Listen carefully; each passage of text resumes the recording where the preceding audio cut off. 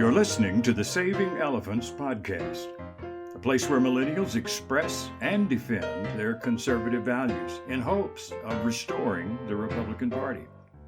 Join us as we reignite conservatism for millennials. J.J. McCullough was a right-leaning political journalist and commentator for many years. But like many of us in this era, began to rethink his dedication to always defending one specific political tribe. These days, JJ is a successful YouTube content creator with over 1 million subscribers and a channel dedicated to learning about the culture that defines his life and the lives of people in other places, offering a mixture of skepticism and gratitude and not to take things too seriously. And while much of his channel does focus on the apolitical, such as what other countries are told is American, weirdest national anthems, Canadian accents, and listening to world leaders speak English, some of his videos do still delve into politics. And this is much of what I want to talk to JJ about today, is does he still consider himself to be a conservative? And if not, where does he peg himself? What is the political framework or philosophy he's hoping to reach his audience with? And why is it he believes that might better appeal to younger Americans than the traditional political commentary of left versus right?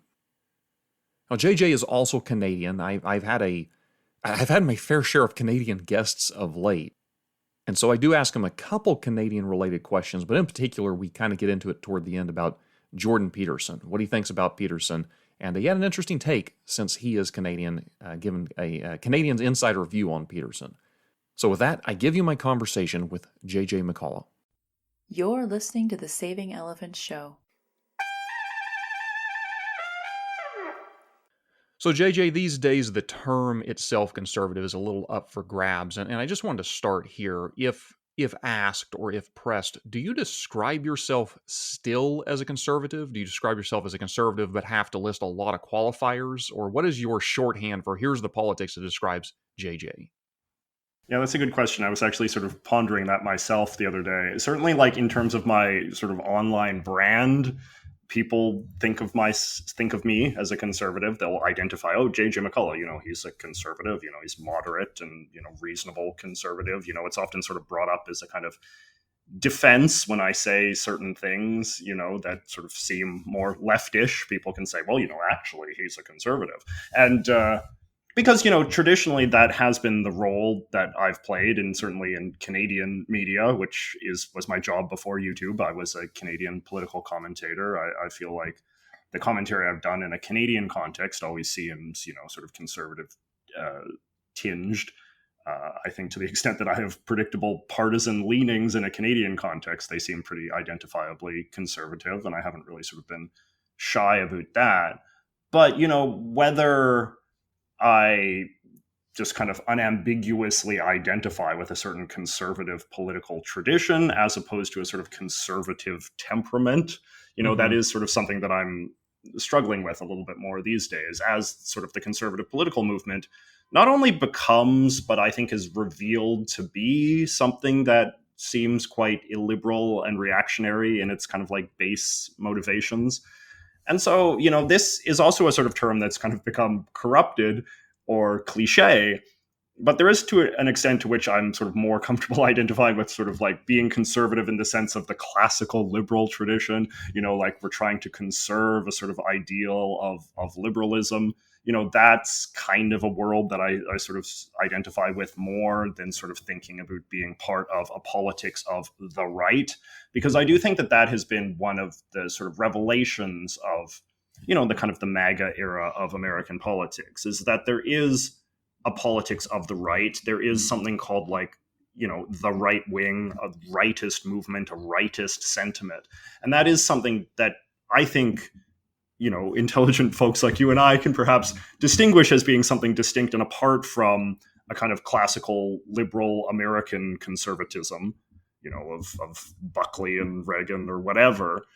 But, I think that distinction is perhaps less practically useful these days. So to the extent that identifying as a conservative means identifying as being part of a kind of like right-wing reactionary political project, that's not something I'm interested in doing. And so if, ceasing to identify as much with the conservative political label adds to that confusion. It's something that I'm, I suppose, more eager to distance myself from, while at the same time still considering myself to be like temperamentally, conservative, not radical, not leftist, not prone to, revolutionary sentiments or anything like that. Yeah, I like that you're making a distinction, say, between the temperament or the politics of, we'll say, small c conservatism, and I'm asking this question, even kind of wondering for myself, in your younger years, because you were a political commentator on the right. Did you find it easier in your younger years to identify, strongly with team conservative, if you will? And if so, was that something that, do you think you changed, or do you think conservatism at proper or understanding has changed so much that is a little bit less of a fit? I think that it has changed, and sort of the line that I said in the previous answer was I think that like it has sort of revealed itself to contain things that I think perhaps people like me and perhaps people like you were maybe in a little bit of denial about previously. And to me, it does come back to that tension between, is it a conservatism about preserving a certain classical liberal ideal that is understood to be sort of at the center of the kind of country that Canada and the US are?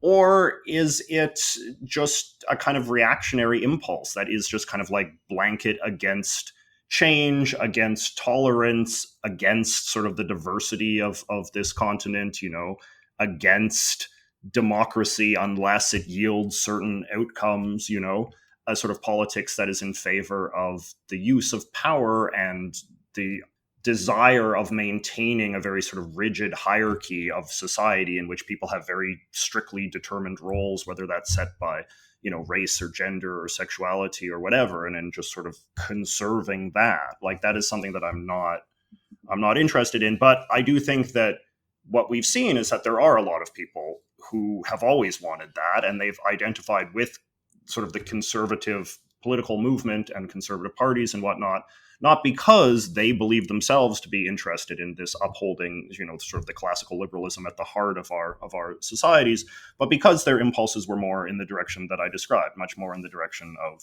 this kind of reactionary impulse to fight against anything that would disrupt what they imagine to be a properly ordered society, where people have certain ordained roles and certain power balances are deemed to be necessary. And so I do think that you see a politics of the right that is much more explicitly rightist in that direction now, and that didn't used to be the case. Like people used to make these kind of appeals to these kind of high-minded liberal ideas, and they seem to be resonant. But now what I think a lot about is just to the degree that those ideas were never like broadly resonant with the base, but were always just kind of like the fixations of a certain conservative elite that kind of misjudged its base on some level. And I know that the Tucker Carlsons of the world see this as, a good thing. Like they see this as like the rise of MAGA and all that is like a comeuppance against the kind of like this out of touch Republican or conservative elite that deserved to be dethroned because they never really knew or understood the base in this pure organic way that Trump apparently does. But I don't know. It's like there's a part of me that is becoming a little bit more pro-elitism as a kind of principle that's worth defending, and maybe there's a sort of old-fashioned conservatism in there somewhere. But yeah, I do think that the movement, the party, the culture of sort of conservative politics has changed, whereas I like to think that my values have not that much. Sure. Yeah, and I, it's interesting because I don't know of a shorthand way to even, or a word to even describe this, but I find myself these days as, well, I'll put it this way. The line I often use is you don't get a Donald Trump unless there was, in fact, something wrong on the right. There had to be something, some discontent within the broader base. And so my desire is not to get us back to the 2015 as if everything was perfect at that point going forward. It's like, no, there needs to be some acknowledgement that some people got some things wrong, while at the same time saying that the Tucker Carlsons are wrong, that the just to burn it all down, just to give the elite their comeuppance is not the direction I want to go. And so I find myself in this bizarre position of being somewhat defending the very elites who I think kind of got us in a mess in the first place, for lack of for lack of an alternative. And I wanted to add to that. There's a version of what you're talking about that the left often picks up on. And I agree with you, by the way, that I think there was sort of these are my words, not yours, say latent MAGA populist nationalist Trumpism that had perhaps always been there within the right. Maybe it was under the surface. Maybe we hadn't quite, individuals such as myself, maybe had not completely appreciated to what degree it existed. There's an argument on the left, though, that essentially takes that a step further and says, well, that's all the right ever was. There's a direct line between Ronald Reagan and Donald Trump. There's a direct, they'll tout out the William F. Buckley's famous quote, I won't get it exact, but I'd rather be ruled by the first 500 names in the Boston Telephone Directory than the faculty of Harvard Yard. Yeah. That he was essentially a proto-nationalist, a proto-populist, that in effect all this ever was high-minded kind of window dressing that was just there to sort of cover up the efforts at establishing a racist caste patriarch type system to hold us all in the status quo. And maybe you agree with that, and we can have a discussion around that if you do, but where are if you don't agree with that, where are your breaks? Where is your sort of pointers that say, well, wait a minute, there is a distinct difference between the conservatism of, say, like a Reagan and a Donald Trump. It's not just a matter of pushing it a little further. These are actually two different things we're talking about. I mean, it seems to me that it's possible that, conservative politics has always been a coalition, as politics in a democratic society has to be sort of coalition based. And so maybe it's more just like what faction of the coalition was in the ascendancy at any given time. You could say that, yeah, there was a lot of sort of like reactionary elements of sort of the Reagan coalition. And then there was a sort of classically liberal element of the Reagan coalition that was perhaps in a more dominant position. We know that, the Reagan presidency is an interesting one, and I've been sort of paying a lot more attention to it. And, I feel like my opinions on it have become sort of more nuanced in some ways. And then I think is sort of the conservative, he's sort of this sort of saintly figure, right? And like even now when you have sort of never Trump Republicans and stuff, it's like, you never say a bad word about Ronald Reagan because everyone can agree that he was in the right on everything.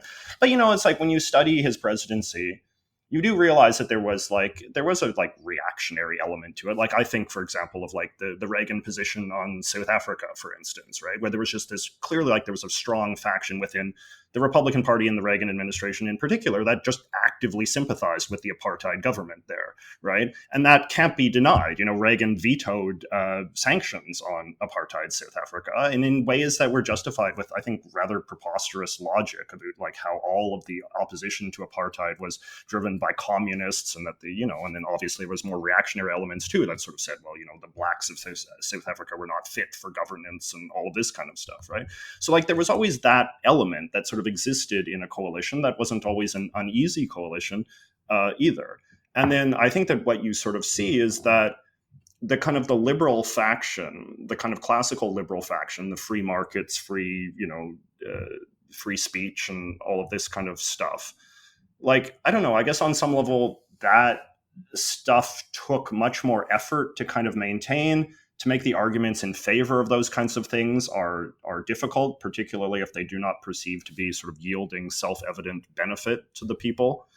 And I think that you see that right now, for instance, with all of this stuff where it's like, it seems like free speech is now sort of being examined. Like, is free speech something that the Republican Party is still interested in standing up for? It's like you sort of see how the temptation is actually always been there to just kind of abandon commitment to principles that seem to serve the interests of people other than yourselves. And so it sort of seems like it requires a kind of conservative elite, a classically liberal elite, that is kind of just willing to defend principles for their own sake, because they have some sort of very, I don't know, just like a very aggressive faith that these are good things. Like Reagan and his people, they had a faith in this, I think you could say in some ways, like almost a sort of like quasi kind of like religious confidence, or even just a kind of like simplistic kind of like sentimental sort of World War II-ish kind of like faith in these ideas that, well, freedom in this rigidly understood way, free markets, free speech, free elections and all that, that is just objectively good for its own sake. And we will always sort of continue to champion sort of the justness and the necessity of it in domestic policy and foreign policy and so on. But I don't know, it does sort of seem like if the base doesn't care, if the elite doesn't care, then that kind of stuff can collapse very quickly, and then you just kind of have you have the reactionary faction that is always there and is probably larger, can just kind of take over much quicker and can sort of result in the kind of much more kind of power-based politics that I think we just see defining republicanism, conservatism in this current moment.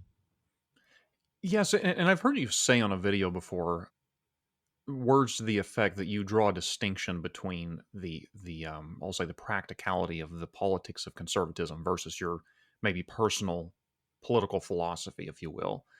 That we can have these high-minded conversations, but to what degree is it realistic we could actually expect the government to operate within this more philosophical realm? I think that's demonstrably true. It obviously is very difficult, to just hold things together through the sheer force of of an idea, say. But I guess that leaves me wanting a little bit more in terms of, well, what then are you hopeful for? What sort of a politics would be ideal for the United States or for Canada?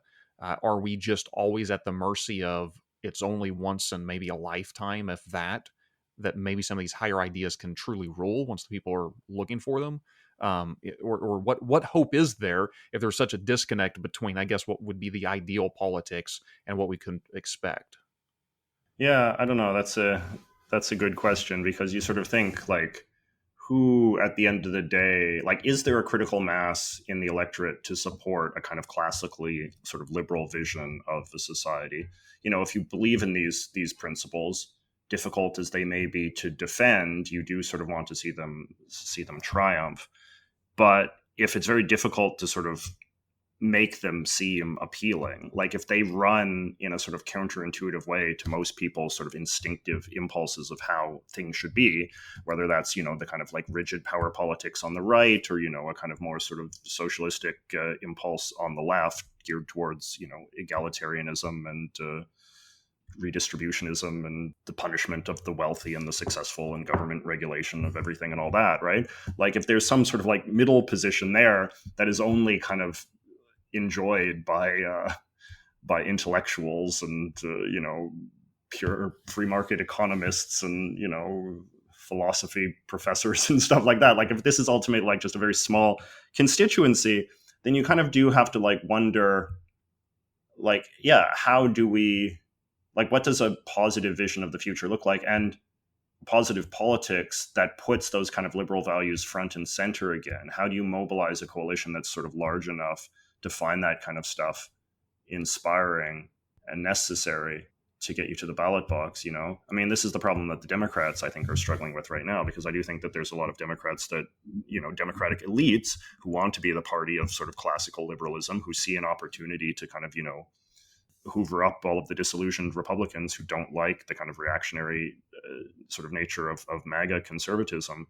But, as we've heard, like, I feel like this was one of the refrains during the Kamala Harris candidacy. You heard that, like, well, people don't care about democracy. People don't care about preserving sort of liberal institutions. Like, those issues are not resonant. Talk about the kitchen table issues and all of this kind of stuff, right? And that still, to me, is, I think, just a very discouraging development. Like, the idea that there may not be a sort of critical mass of people that can be motivated by appeals to liberal democracy, and that instead, like, liberal democracy kind of has to be something that's kind of like, stuck into the middle of the book and sort of snuck in an agenda that's about a whole bunch of other things. So that is pretty discouraging. I do think that in some ways, though, what you sometimes see, and this is perhaps a little bit bleak to sort of say, but like in other countries, when they have a sort of authoritarian moment, when they have a sort of authoritarian government, that government kind of becomes so authoritarian and corrupt and indefensible and unpopular that sort of liberalism kind of has a refreshing quality to it. It gets sort of bound up with the kind of emancipatory desire to kind of like escape the kind of like the dark times of the authoritarian government. And so I do think that if Trump really gets bad, if Trump's government sort of continues on the path that it seems to be on, which is that it is sort of like corrupt and authoritarian and arrogant and reactionary and also just ineffective, that you could imagine there would be an opportunity for there to be some sort of like broad kind of like coalition of Americans who vote in a new president when Trump's term ends. And then that new president, will not campaign entirely on classical liberalism, but that will probably be a part of it, because like I said, like the sort of emancipatory side of classical liberalism, the refreshing side of classical liberalism, the idea of promising people a future where they can be freer and more expressive and more sort of self-actualized and sort of less weighed down by the bossiness of authoritarianism. I do think that is probably the best hope. But that's, like I said, it's kind of a dark thing to say, because in some ways it kind of like, you're hoping that like Trump is really bad. You're hoping that like Trump gets worse and becomes more unpopular, because only in that context are people going to be motivated enough. Because I think that's the other sort of discouraging thing about politics today, is that a lot of people seem to just have a very high tolerance for just kind of like broadly bad government. Like Trump doesn't seem to have to do very much to sort of retain, a high 30s approval rating.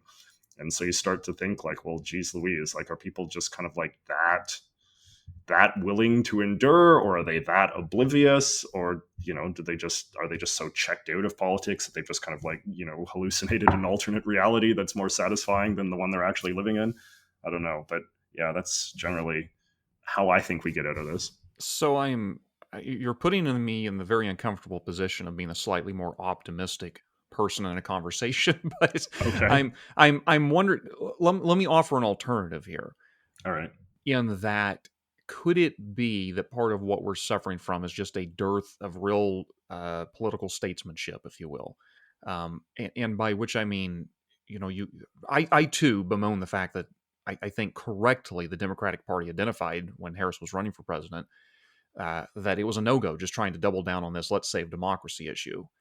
Now, there's two ways to interpret that. One is, and I think probably both of them are correct to an extent. One is exactly what you're suggesting. I would like to think the United States is mostly composite of people who, even if we're going to suffer a little bit economically, well, of course we want to save the democracy if that's truly on the ballot.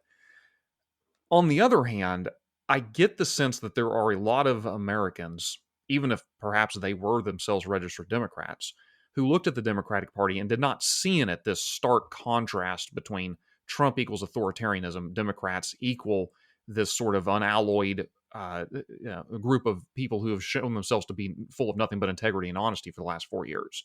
I mean, Exhibit A being Joe Biden's inability clearly to effectively govern as president, and that horrible debate performance as maybe the most stark example. So I'm just curious, what happens if there is truly an individual or individuals, say, who possess a sort of character or integrity we just haven't been used to seeing for a while, and who maintain that over a consistent period of time? Is there something about the human spirit that perhaps could say, you know what, I do prefer that, even if it may cost a little more at the grocery store? I do actually think that now it is worth considering saving liberal democracy. Yeah. No, I like the way you put that, character and integrity. I do think that, yeah, we have become sort of cynical and jaded, haven't we? We've sort of become used to a kind of like relatively low caliber of certainly a presidential candidate, unambitious and just mediocre in some ways. I remember I talked about that in a recent video I made, where I sort of said that like we kind of forget that like the last 5 presidents have all been like quite unpopular, like quite broadly disliked. I mean, Obama was sort of the high point. His victory. He started off very popular. He did, and his victory in 2008 is still the best, like the biggest victory of any 21st century president. And so, and I think looking back at Obama, it's hard not to sort of like I remember, as I'm sure you do, I don't know how conservative you were in those days, but, I remember when Obama was elected, it was hard not to sort of see this as, an exciting moment. It felt like something special. Like it felt like, at the time I was more critical of Obama than I am now, but even then you could kind of feel like, okay, like this is a moment where you have a new president who seems like a fresh character. He has a personal brand, a personal integrity that seems quite strong. And it does feel refreshing. It does feel in some ways sort of like a page that's being turned. And people had a lot of goodwill for him and a lot of optimism for him. We know that. And like you said, his numbers were very good back in the day. And so I do think that moment is something that I kind of crave now. Like the idea that there could be a moment where some guy could come in and it would feel like, okay, like America's like, relatively unified, relatively optimistic, willing to give this guy the benefit of the doubt.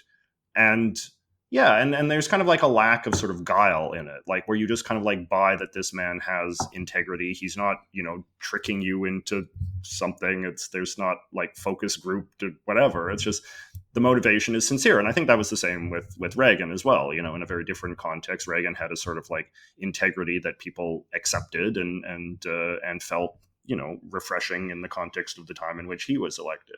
So I think that is a viable sort of alternative path to the kind of like, because I guess I was sort of framing it in a kind of like cynical sort of desperate way, where I could imagine like a president who maybe in some ways is just kind of a, somewhat mediocre person, but there's a kind of like big coalition that just wants to be free from Trump. I'm thinking of like, in Corazon Aquino in the Philippines after Marcos lost the election. Like she was a pretty mediocre politician, but, she was sort of buoyed by this sort of like broad kind of coalition of people that, saw her as the most electable sort of figure. And that sort of was an important moment for the Philippines. I guess Biden kind of had a bit of that energy to him as well. But I think Biden sort of showed that you have to bring a little bit more to the table than I think Biden did, because Biden, like the exhaustion with Trump was very real in 2020 in the context of COVID and all the rest of it. But I think what the Biden sort of example proves, and perhaps this reinforces your point, is that it's not just enough to be anti something. You do have to be for something, as the old cliche goes. And a president that's what Obama had going for him. It wasn't just that people were sick of Bush and the Republicans, which they were, but they were also legitimately inspired and excited by the possibility of a president who seemed sincerely motivated to do politics differently. So I don't know if I certainly don't necessarily have anybody who's like my golden boy to be the kind of president that you're describing. And maybe that's the reason why I'm a little bit more sort of like cynical about this. But it's also, I guess I'm open-minded to the possibility that someone who's kind of like a kind of minor figure on the political scene right now will sort of emerge in the same way that Obama did, right? Like we forget that Obama didn't really have his sort of great, like he didn't get elected did he get elected to the Senate in 2004, or was it not until 2006? I think it was not until 2006 in the midterms, wasn't it? Because he had only been, I think, senator for 2 years when he was elected president. So there you go. Like maybe there'll be a star in the midterms next year, and then that person will catch the world on fire. Who can say? It's no, and I agree. I don't have a candidate that I'm like, here's the person that's going to fix everything at this point. Heck, at this point, I'm really hoping the chatter on the right, or I shouldn't say the right, the conservative group chatter seems mostly to be focused on Congress, and I am sort of hopeful that maybe at some point it doesn't matter as much who the president is if we could ever get Congress to start functioning, like it was intended to in the constitutional order. I don't know what the prospects of that are, but a more functional Congress, I personally think, would alleviate some of these issues, at least the animosity of the politics, putting the fight back in a political group rather than the executive, sort of a winner takes all. But maybe, I don't know, the prospects of Congress turning around anytime soon anyways, may be even more dismal than electing a president who leads with honor, integrity, and actually defends classical liberal values. That has, I think, been a very interesting and I think like very sort of scales falling from the eyes kind of moment for me personally, was because during sort of like the Tea Party era and the Obama era, there was this kind of pretense that like, checks and balances are very important and the president must not be too powerful. And in fact, there was so much like with the Tea Party people and the Glenn Becks and the Ron Pauls of the world, right? Like there was this real sort of sense that like Congress is the Article 1 branch and it should be the most powerful and presidents must be so boxed in and, all this kind of stuff. And the degree to which the Republicans and the conservatives really kind of flipped on that so dramatically, where now it really sort of seems like all of the intellectuals are now pushing like these very expansive theories of, the unified executive theory and all this, the idea that the president is this kind of kingly figure who has this bottomless reserve of like royal prerogative to just basically do whatever he wants. And that in some ways, like that is what the Constitution always intended the system to be. And that has been really kind of upsetting because, and, to kind of get back to what you were saying before, and I do think that, like, that is an impulse that I think is in some ways more natural, that comes more naturally and comes easier to people on both the left and the right than this kind of classical liberal vision of the founders of checks and balances and a president being restrained and, government being sort of slow and having a lot of obstacles in its way, right? The idea that a president should just be a king or be a dictator and just be able to decree things and that everybody else just kind of gets in line, that's a very natural impulse. And actually, frankly, you see that a lot in Canada, right? Because in Canada, the prime ministership is a very powerful office that has very few checks and balances on his authority to do all sorts of things unilaterally. And, you often hear intellectuals in this country sort of say, like, that's good. And that's why Canada's better than the US. Like, Canada can get things done in a swift and efficient way, in a way that, presidents in the US. Like, I remember when Obama was in charge and after he lost control of Congress, a lot of left of center intellectuals in Canada would sort of say, oh, ho, you see, this is why our system is better. Look at poor Obama, can't get anything done because of the dumb American system, right? And obviously there was a lot of progressives in America that were frustrated with Obama's lack of ability to get things done because they saw him sort of boxed in by an irrational and sort of reactionary Republican opposition. So, and it goes to what you were saying before, though, that's what I meant to get at, is when you sort of say that like part of the reason why like the kind of appeals to maintain democracy don't really resonate with voters is because I guess like on some level voters don't really care, and also they don't perceive either party as being all that serious about preserving that, because they sort of think that whatever party gets in power will naturally want to sort of consolidate a kind of authoritarianism in the presidency. And a lot of conservative voters and I suppose voters in the middle already perceive the Democrats to kind of be a tyrannical party in its own way. So yeah, it's not, it doesn't resonate as a ballot question because it doesn't really seem like an issue that's actively being sort of disputed by the American political process. So I wanted to, and we could talk back and forth about this particular issue the entire hour, but I wanted to pivot to your journey from, I'll call it political commentator, to where you are now a YouTube producer of a show that, if I'm not mistaken, you had made clear is not supposed to be political, although it dives into it from time to time. And you've described it, I like this term, as the non or unleft or non-left. I can't remember which of those two. Yeah, I think I said, what did I say? I said like unleft or maybe non-left. I can't remember what I said. Both capture the same idea, yeah. Yeah, well, I mean, it's an important distinction. Like the point I was trying to get at is that it's not an anti-left channel. Like I'm not spending my time like denouncing the left, but I'm also sort of saying that like, and I think what makes me unique in the context of YouTube and certainly the kind of content that I make is that I'm not anti-left, but I'm also not of the left. So like my analysis will not reflect a leftist analysis of the things that I talk about, right? Like when I do a lot of videos about American culture and, American sort of cultural history and all this kind of stuff. And when I do that, I'm not applying a kind of like leftist, anti-capitalist, kind of frame to these sorts of things. I'm not applying a woke frame or whatever else, right? I'm not closed-minded to the possibilities that those kind of frames of analysis are sometimes useful, but I am not offering a kind of like dogmatic ideological sort of frame to understand, when I'm talking about American food or media or technology or history or whatever.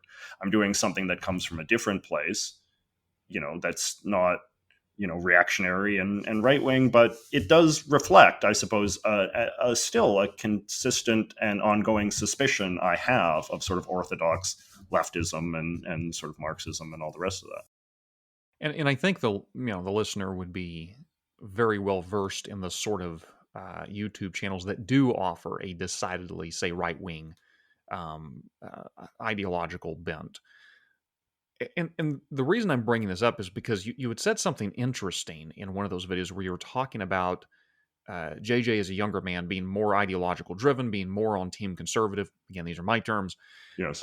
Being a lot more easily identified as of the right, on the right, defending these positions. And maybe some of that was never really your person. I mean, I've always found it difficult to do that. I've always considered myself to be a conservative. I don't know that I could ever be a political commentator. For the same reason, I don't know if I could ever be a defense attorney, because if I ever got in my head, I think that my client actually did kill that woman, I'd have a really hard time, vigorously defending them. And sometimes I feel like, I'm grateful political commentators exist, but sometimes I'm like, really? Like maybe Team Conservative got this one wrong. Maybe, maybe the president just made a mistake and we need to own up to that. And I'm bringing that up because you had made this comment about how you felt like perhaps it was and again, these are my words because I can't remember the ones you used. Maybe you could help me out here. A more comfortable or digestible or maybe healthier view for even a young person to have a politics that wasn't as given to these sort of, because this is my team, I have to color everything in this regard. Yes. And the reason I'm saying that is because it seems to me that whereas a political commentator is in a sense kind of a political evangelist, if you will, like come over to my side, I'm trying to persuade you. I get the sense that you're still somewhat an evangelist. It's just you're trying to sell a message that is less ideological, certain, and a little bit more circumspect or humble, and in that vein, perhaps a little bit healthier. Yeah, I think that's true. I mean, I guess, I don't know. I'm just trying to be like honest, like it seems like a kind of weird thing to say, but I'm learning. I like to learn. I like to learn information. I like to learn, facts. I like to read and sort of flesh out my understanding of the world. And when I was younger, I feel like I was always learning to the extent that it would reinforce certain basically like ideological conclusions, right? Right. Like you learn about, I don't know, the history of American foreign policy to the extent that it helps reinforce a certain conservative take on American foreign policy. And you sort of dismiss the relevance of facts that contradict that ideological conclusion, right? So it's like, if Ronald Reagan is great as your sort of first principle, then when you're reading about the history of Latin America or whatever, you sort of look for the facts that show Reagan in a good light and dismiss the importance of facts that show him in a bad light. And I don't know, like as I've gotten older, I've just kind of realized that feels very stultifying and kind of dishonest and just like a bad way to kind of like go about educating yourself, and certainly a bad way to go about teaching others if you want to teach people the way the world actually works, which is that it is complicated and messy, and good people do bad things and bad people do good things, and it's hard. And so I just kind of feel like at some point I just kind of realized that I just want to be honest, and I just want to like tell the story, and I want to kind of like liberate myself from the obligation of having to only present people with facts that make them happy and make them satisfied and reinforce their ideological priors. And in some ways, it makes life a lot more interesting when you can just liberate yourself from those kind of ideological obligations, when you can just be free to just speak honestly and call things as you see them, and, that it's less threatening. It shouldn't be threatening to your own personal integrity, to be honest. It shouldn't be threatening to your own identity as a person, to be honest. But I think that a lot of people, when you look at sort of like the hardcore partisans today, they often sort of feel like if they concede even a single point that acknowledges some truth that, quote unquote, the other side is saying, that somehow you will just collapse. Like you're like a house of cards that will just completely fall apart. And there's nothing underneath if you acknowledge that, maybe there was maybe capitalism has some flaws in this way or whatever, right? Or maybe Reagan was bad in some ways, or like the same is true on the left, like maybe if there's aspects of, leftist kind of theory that is wrong or outdated, like are you allowed to acknowledge that, or will that collapse your sort of worldview as well? I mean, I see this a lot on I see this a lot on YouTube, for example, because there are a lot of like left-wing, kind of channels on YouTube that offer, leftist kind of analysis. And some of these people are my friends, and I chat with them, and I see the degree to which, they sometimes have anxieties, that it's like they realize that this sort of, the broad left is kind of wrong on this issue or that issue, but there's a kind of like fear that I can't say that, I can't acknowledge this fact because it contradicts a certain left-wing narrative, and the lefty audience would never stand for such a thing. But that's a problem by boxing yourself into delivering a sort of ideological product to your audience. And when I say that I'm not running a political channel here, it's that I've never promised my audience that I was going to deliver political conclusions, ideological conclusions that would satisfy them in one direction or another. And when you do promise that, when you promise that I'm a conservative, I'm a liberal, I'm a leftist, whatever, and you're only going to hear from things from me that sort of fit that, that does become very smothering, and it becomes opposite of sort of the pursuit of truth that certainly I think an educational channel like my own should be guided by. So I'm curious here because I'm, somebody's listening to this and they might be an odd thing to recognize, but I was here once, recognize that they have a sort of rigidity to their belief system, be it political or religious or any, or philosophical, what have you. I'm thinking of myself in college. I grew up in a very conservative, in a non-political, but I'll say a social sense too, very conservative household. I was homeschooled at that point in time. The homeschooled community, I think it's moved on a bit since then, but one of the big issues was the theory of evolution. And very commonly, all of the homeschool groups I was a part of, there were all sorts of systems built around trying to essentially proselytize a creationist narrative. Now, I am a Christian. I am a creationist, meaning I believe that God created us. But typically what that would mean is a fairly rigid sort of Ken Ham understanding of 6 days of creation that took place, a handful of thousand years ago. And in order to arrive there, and by the way, I have no idea what your views are on evolution or creation. I'm not trying to open that can of worms. I guess what I'm saying is that in order to arrive there, it necessarily meant there had to be a lot of, I'll say, alternative scientific explanations that were outside of mainstream. And it was when I went to college, it was a Christian college, but it was when I went to college, I first encountered genuine arguments against my viewpoint that I never encountered before. And I remember that as being an extremely painful process because it began this sort of seed of doubt of, well, if this is untrue, how far does the rabbit hole go, right? What else do I believe or hold on to? And I do remember in that moment having this sort of, am I willing to let this go? Because once I let it go, who knows where this leads me? I may end up questioning everything. What if everything I believe is wrong? And that's a scary place to be. So you mentioned having the anxiety, and I think it does produce anxiety of an individual who is so rigid in their ideology that they have to toe the party line, even when clearly the party line is wrong about something. But I'm wondering, what can you say to speak to that person who maybe is suffering from that moment there? Because I think there's almost a break that has to be made of a person who, it's not that you question everything necessarily, but that there's a very uncomfortable sense at which, in order to step outside of this rigidity, I feel like I'm giving up something that's very important to my identity, and that's scary. Yeah, it is scary. And then there's sort of like broad ramifications of that. You can lose friends, lose your sort of place in other sort of like organized systems that have rewarded you and elevated you because of your ability to be strong on the party line.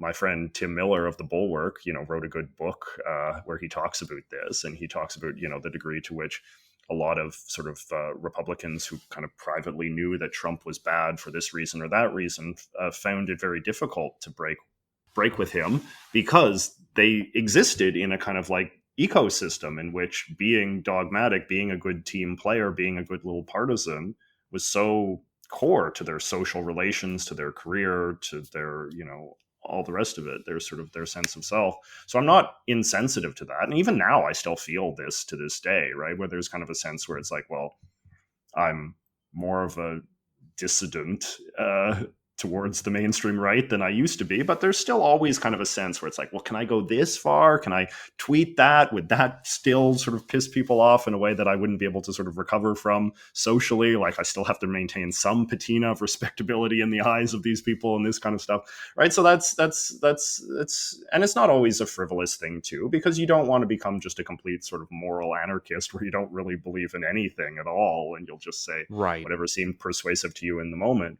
But I do think, generally speaking, like freeing yourself from party dogmas is very liberating, and it does feel very freeing, and it does make you feel, I don't know, just it's more intellectually satisfying. Like if you kind of like imagine yourself, you get into politics, you get into the world of political ideas because you are curious and you are interested in exploring things and you are interested in learning and debating and talking through things and all the rest of that. Freeing yourself from party dogmas and ideological dogmas kind of allows you to, I think, reclaim some of that excitement that you first experienced when you were a younger person getting into politics and the political world for the first time. And that stuff tends to fade as you become more, as you sort of get incorporated into these sort of partisan systems that reward you for being curious or being inquisitive intellectually, but rather for being, obedient and predictable. And to the extent that I think a lot of people don't like being obedient and predictable in their personal lives, we like to be free individuals. This is, I think, a good way to do it. And I think that people do respect you more than I think is probably popular to acknowledge. Like, I think people are very fascinated and intrigued by people who seem to have the bravery to be non-dogmatic, as much as sort of like you always hear, it's like, oh, there's so much consequence and people hate people that are unpredictable and whatnot. But there's so many people that I think want to believe that they have the capacity to be independent and are very drawn to people that, yeah, like I said, seem to have the courage to sort of embody that. And I think that, if we want to see more of that in the world, more people have to have the courage to behave in that way. Yeah, amen to that. And it's disheartening sometimes the degree to which those individuals don't exist. I can understand there are probably, how to put this, there are probably some who hold dogmatic views that do hold them in good faith. Yeah, for sure. But I know there's a lot that don't. Yes, there's yes. a lot that, like, you hear this all the time about in the green rooms before going on C-SPAN or CNN or whatever. They're not the same people as when the cameras come on. They're playing the game, and that's it is unfortunate we live like that, and maybe we always have. I don't know. It seems like there's a sort of it seems like it's worse than what it perhaps was in the past. Do you have an opinion there one way or another? Like, is there a greater degree to which people are not as honest with themselves about where the dogma takes them? I think we have like just a lot more incentive structures that reward being dogmatic than we used to. I mean, I think that like parties, like the whole sort of political culture has just become much more ideological. It's become, it's very fashionable to say, oh, everything is very polarized. And it is, but it's like, it's polarized according to principles rather than just pure party labels, right? Like, to be a Republican, like the bundle of beliefs is just much more set than it used to be. To be a Democrat, the bundle of beliefs is much more sort of set and fixed than it used to be. So I think in that sense, that is a sort of like meaningful difference. And then, to the degree that we have all these other sort of institutions that kind of reflect that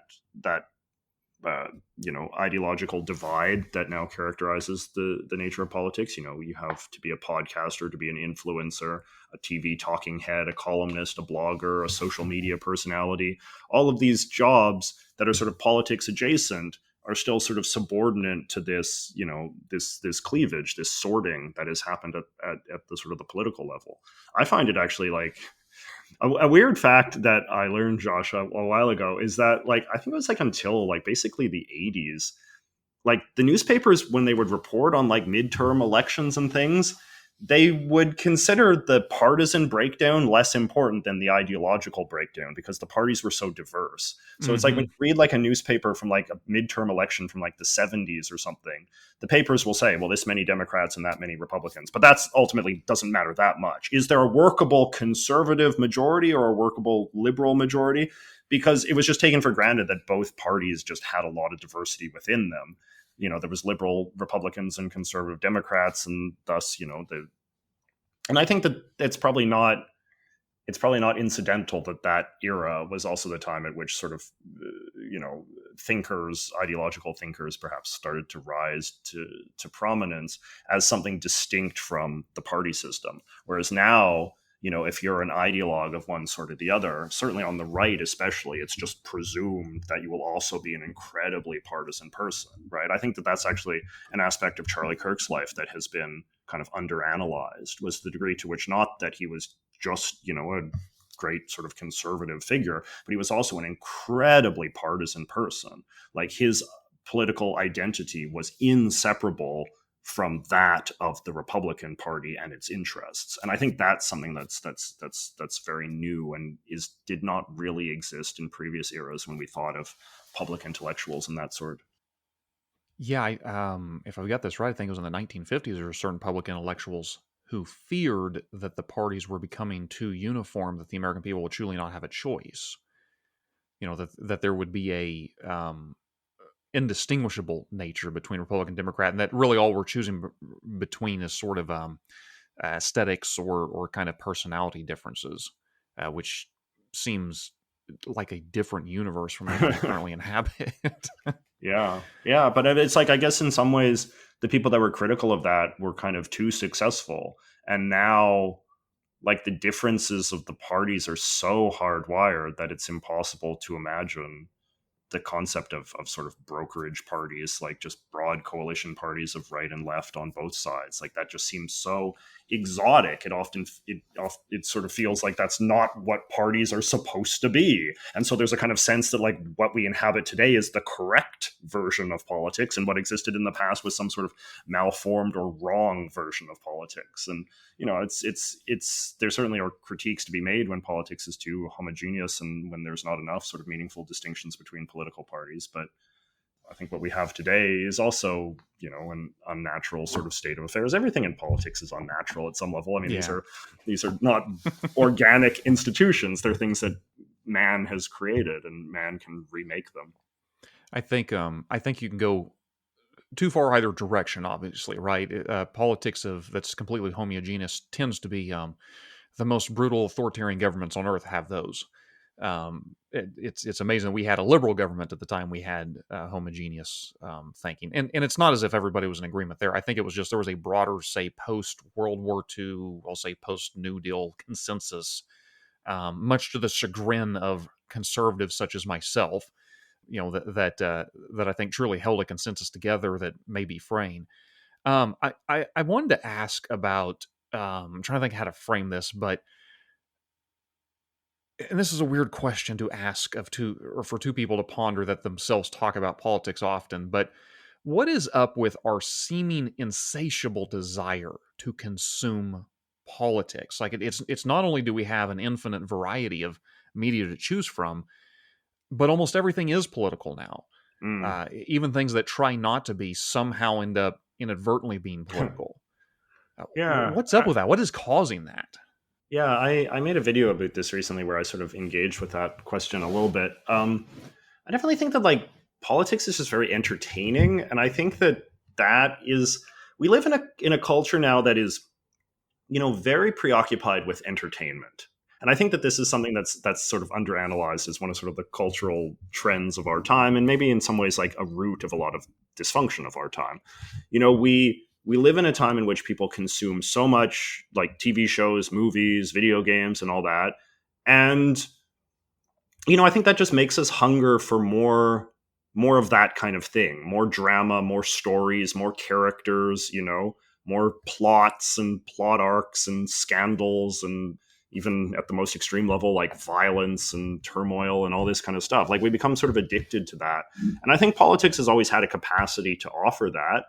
And I think now, in the same way that we're just consuming more movies and TV shows and things, we're consuming more politics because we're kind of addicted to the entertaining aspect of politics. Like, people follow these politicians, people like seeing political debate shows and podcasts and all of this kind of stuff. Like, and it can be entertaining. Like, I think people like you and me who got interested in politics when we were younger, like, there was no doubt that there was an aspect of it that was kind of like fun and stimulating, and it was interesting to learn the names of all the politicians and to follow the debates and the elections and watch it on television and, learn all the names and all this kind of stuff, right?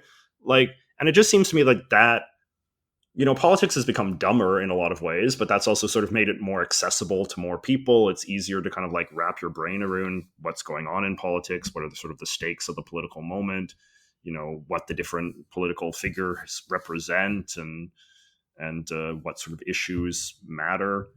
I mean, I guess that's obviously, like, politics doesn't exist to be entertaining, but it seems hard for it to not be entertaining, particularly in the context of a polarized political climate where there will be, by definition, a lot of conflict and tension. And conflict is, the root of, I think, entertainment in a lot of ways, of good storytelling and all of that. And, politicians have become obviously much more effective communicators. We live in a more media saturated time, so it's just much easier for them to be sort of present in our lives and for us to see sort of clips of them talking charismatically or debating or shouting. And as well, like, yeah, just people on television, I think, are just much better and more charismatic than they used to be. You watch William F. Buckley or something, and a firing line, and it's like, God bless him, he was great for his time, but it's like, in some ways he lacked, as the kids would say, the sauce of today's entertainers, who are just a little bit faster and more chirpy and, more compelling, and have a way with words that, even maybe though a little bit less eloquent, is kind of gets you riled up a little bit more. It popped in my head to end with a completely, admittedly, off the wall question. But since you're a very thoughtful individual and you live in Canada, I just want to throw this your way. General thoughts on Jordan Peterson. Is he an type conservative? I don't think he describes himself as conservative. I think he's used the term classical liberal before. He has been someone who, I will be honest, I cannot wrap my head around. I find him refreshingly honest in that you just sort of see a man who is thinking through something in real time and kind of fleshing that out. But I've also seen him on such a journey that I don't really quite know where he's ultimately going to land. I mean, he has been at the pinnacle of some of the most respected groups arguing against those on the left or on the right. But he also seems to have been pushed to more odious elements given maybe the degree to which the left has attacked him. Anyhow, I'm not trying to bait you with trying to set this up too much, but just what is your overall impression of Jordan Peterson and his work? Yeah, I really have not thought much of him, honestly. Like, and I don't even mean that like in the sort of dismissive sense. I just mean like quite literally, like there's just something about him that has never interested me that much or has never been particularly compelling to me. I kind of feel like what he was offering that won him so many fans with young men was not something that I ever felt a particular appetite for. Like I had a good family. I was always, pretty self-disciplined in my own life. I always felt kind of in control. Whereas there's a sort of like, and you hear this a lot, and I don't know, this is perhaps something more broadly that alienates me from modern politics in some ways, and certainly modern politics of the right, is that I don't feel like I'm a kind of like helpless, adrift man who doesn't know how to live in the modern world. And maybe I was just a little too old at the time when Jordan Peterson came on the scene as well. But like, the whole like clean your room, I'm like your surrogate dad, father, I'll tell you what to do and how to get your life in order. And here's my 12 rules for life and all that kind of stuff. Like that just never appealed to me. It didn't feel like something I wanted. I didn't feel like I was lacking something that Jordan Peterson was, the missing piece to fill. So on that level, like, yeah, I was just kind of always a little indifferent, and I couldn't really understand sort of the hypnotic hold that he seemed to have on a certain cohort of young men who perhaps came from a somewhat different milieu than I did, where they were missing that piece that only he could fill. And then I agree that I suppose the degree to which that was the most interesting thing about him, I feel like that faded in time, and he became a just kind of much more generic, I think, sort of right-wing kind of character, much more on sort of, I think, increasingly drifting into sort of the conspiratorial side, and really quite shrill as well, and not particularly thoughtful. I watched, and certainly he has never been somebody that I think is that kind of plugged into the Canadian political scene in any really interesting way. Like, I'm very interested in Canada. Like, I spend so much time thinking and talking about this country and the politics of this country, but also just kind of like a theory of Canada and what it means to be Canadian and what Canadian politics should be like and all this kind of stuff. And Jordan Peterson, despite being Canadian, has never had anything particularly interesting to say about any of those issues. He made a video, for instance, in the lead up to our most recent election, in which the video was called something like "My Thoughts on Prime Minister Carney" or "Why You Shouldn't Vote for Mark Carney" or something like that. And it was just this incredibly just tendentious rant where it was just about oh, Carney, he was a tool of the World Economic Forum and his Marxist agenda, and he believes in environmentalism, which is just this Trojan horse to bring communism and tyranny and Stalin. And it was just so shallow and cliched and not even intelligently ideological, but just kind of this very thoughtless kind of Sean Hannity style rant. Oh dear. And it's just kind of this is supposedly the great intellectual titan of the modern conservative movement. I was just so thoroughly unimpressed, as I have been unimpressed by him for quite a while. And there is a degree to which, I don't want to be too condescending to the man, but there's a kind of sense where it kind of feels like he's sort of fallen in with a bit of a bad crowd, or that he's being sort of asked to sort of function on a level that doesn't necessarily come natural to him. I don't know. There's just something about him that makes him seem like a kind of tragic and kind of sad figure in many ways, and not someone who I think, in all honesty, is likely to be remembered all that well. I don't think he is one of the great sort of thought leaders of our time, and I don't think that his contribution to the political discourse has been that valuable as he has gotten older and become, like I said, just more tendentious and shrill and partisan and ideological and paranoid, and all of these other sort of trend lines that I think reflect not only the worst of the modern right, but the kind of least interesting, least creative, least sort of stimulating aspects of the modern right. Yeah, it's I guess I have similar misgivings, and I didn't mean to close this on a on a Jordan Peterson answer, but I'm curious to hear what you would think. Yeah, I think I have similar thoughts.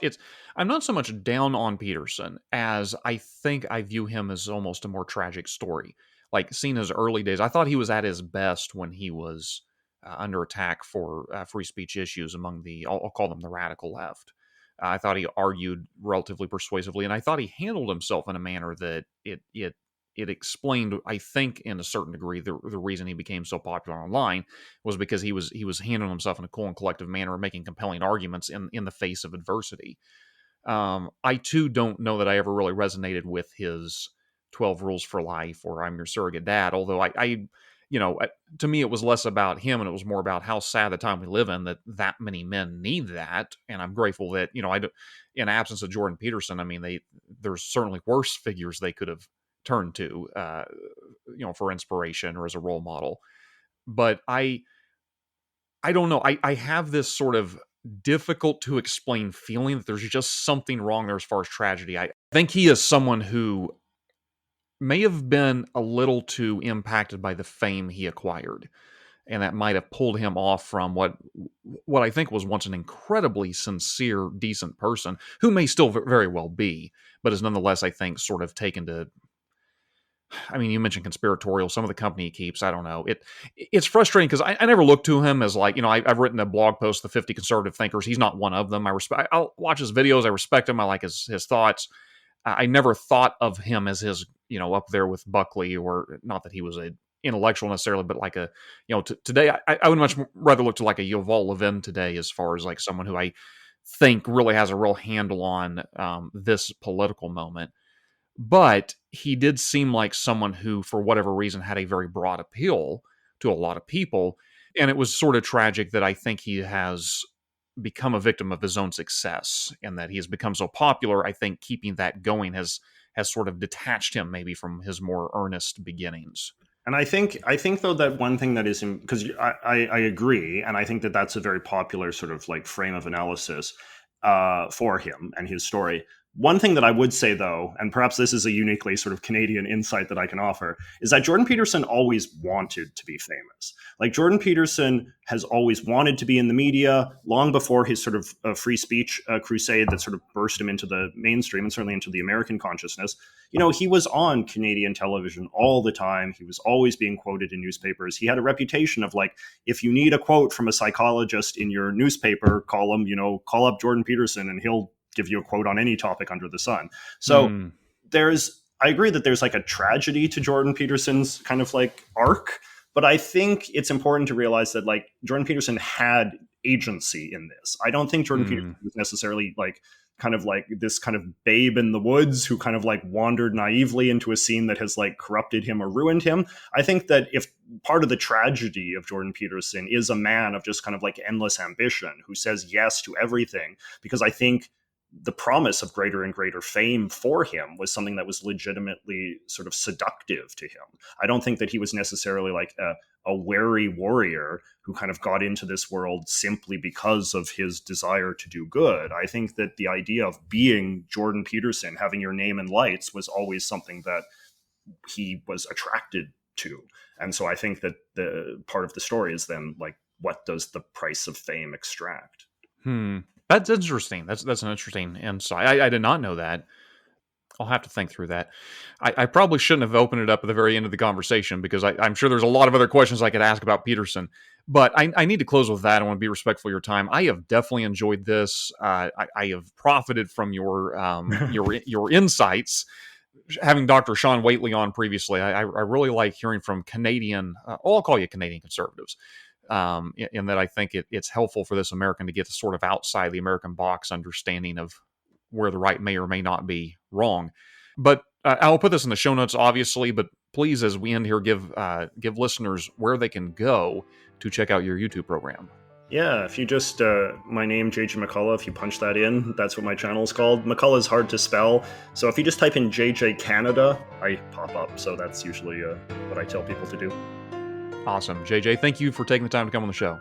Thanks for having me.